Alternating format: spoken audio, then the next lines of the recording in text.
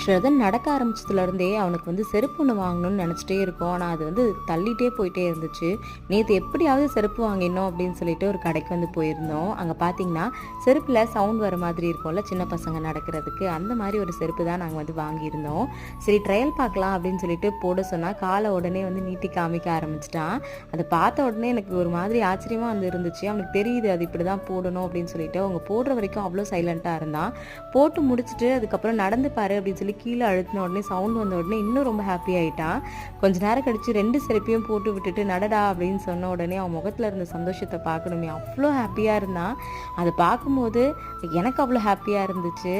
எனக்கு நிஜமாவே வந்து ஏதோ ஒரு புதுசாக ஒரு எக்ஸ்பீரியன்ஸ் தான் அது அப்படி கண்டிப்பாக நான் வந்து சொல்லுவேன். ஏன்னா ஸ்ரதன் வந்து அவ்வளோ ஹாப்பியாக எப்போ ஹாப்பியாக தான் இருப்பான். இருந்தாலுமே இது ஏதோ புதுசாக ஒரு மாதிரி பண்ணான். எனக்கு அதை வார்த்தையாக வந்து சொல்ல தெரியல. ஆனால் அது ரொம்பவே பார்க்குறதுக்கு அழகாக இருந்துச்சு.